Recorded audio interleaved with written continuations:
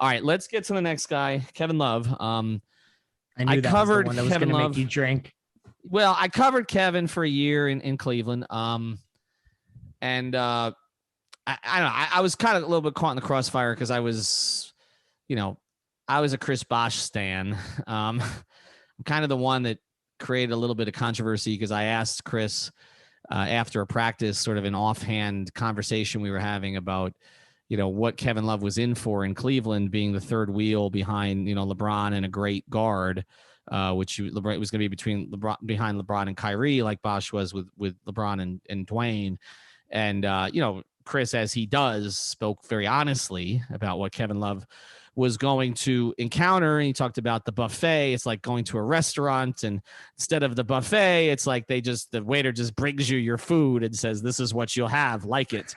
That's a good analogy. And then that story didn't post for Bleacher Report for like 5 days. I was arguing with my boss about it. I don't know what the hell he was holding it for. And then I was in Brazil, staying at the Heat Hotel prior to the Heat playing against LeBron's Cavs in the preseason in Rio, literally across Ipanema Beach, like down the street. And I get in the elevator the day that it posts on Bleacher Report, and who am I in the elevator with but CB? And CB just looked at me and smiles, and I'm like, dude, I'm sorry. And he's like, no, I said it, and that was it. And that thing took off. And Kevin Love obviously read that story, and Kevin Love then encountered pretty much everything that Chris Bosh had encountered. But in my view, even though they won a championship, did not handle it as well. LeBron didn't help with the fit in, fit out stuff and all that. But I think Kevin Love is a lot of admiration for a lot of the work he's done behind the scenes and off the court. But I do think he's a difficult teammate from everything that I sort of encountered, what I'd heard about in Minnesota, and kind of what's played out in Cleveland a little bit. Here's my attitude. When you take the money on a rebuilding team, when you take the money, you deal with the consequences of it. I mean, you sort of don't have the right to pout anymore. And it seems like he's done a hell of a lot of pouting. So really with Kevin Love, it comes down to a couple things to me. One is he a Heat player? In other words, if he got in the right situation again, there's no question Spoelstra loves the skill set. I've heard that for years. It makes sense. I mean, the passing ability, there's so much that Eric has done with Bam, probably wanted to do with Kevin Love if he ever got him down here. Obviously the ability to space. He was an elite rebounder back in the day. He still can be when he cares, but he's kind of a lazy defender. One sequence against Steph Curry in the finals doesn't erase all of that. So I guess the question is, A, is he a Heat player? And B, what is left for him? Right? Because this is really a no-brainer that this is the guy if we still felt he was the Kevin Love of 5-6 years ago, but for sure, it doesn't appear that he is. Yeah. From a sheer basketball perspective, if Kevin Love was any semblance of what he showed to be, not last year, but the year before or the seasons prior, I think that he's absolutely a fit. And I think the passing is something that is underrated in terms of what Spoelstra would want to gravitate towards as it, relates to Kevin Love. His contract, again, just to kind of set us in reality here, he's due $31.2 million next season at age 33. And then he has another year at 28.9. So he has one of those weird contracts where the last season it actually declines in value on a per year basis. And then he's unrestricted in 2023, 32 years old.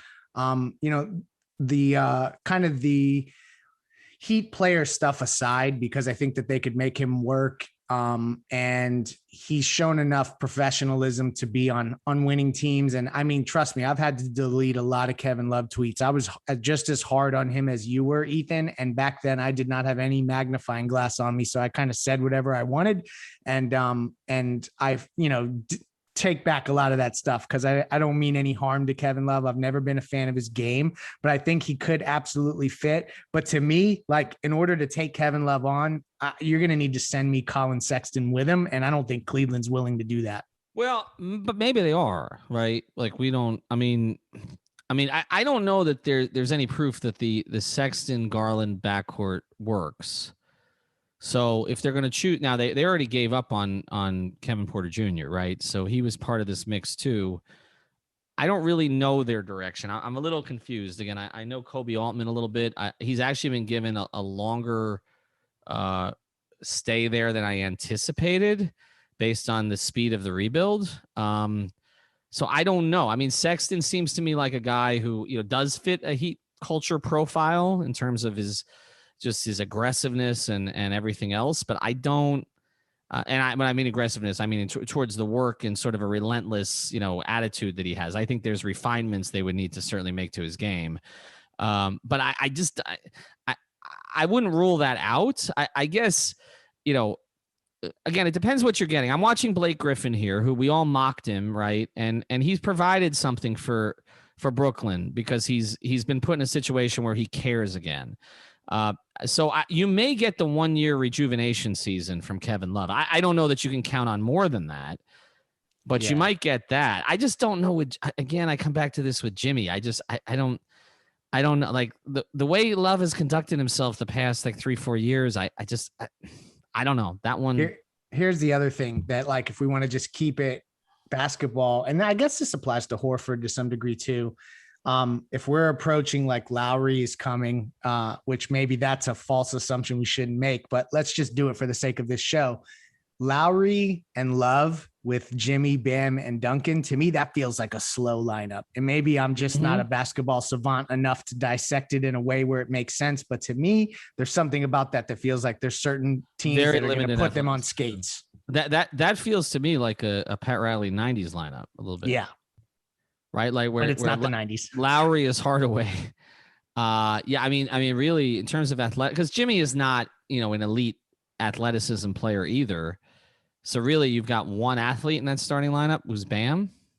Yeah, I don't know. I mean, it is a drill down in the playoffs. These are my 5. I'm closing with these 5. These are the 5 I trust. There's plenty of big game experience in that lineup. There's enough shooting in that lineup with Love and Duncan and Lowry, and I mean there's enough. But yeah, I mean it's a late 90s lineup.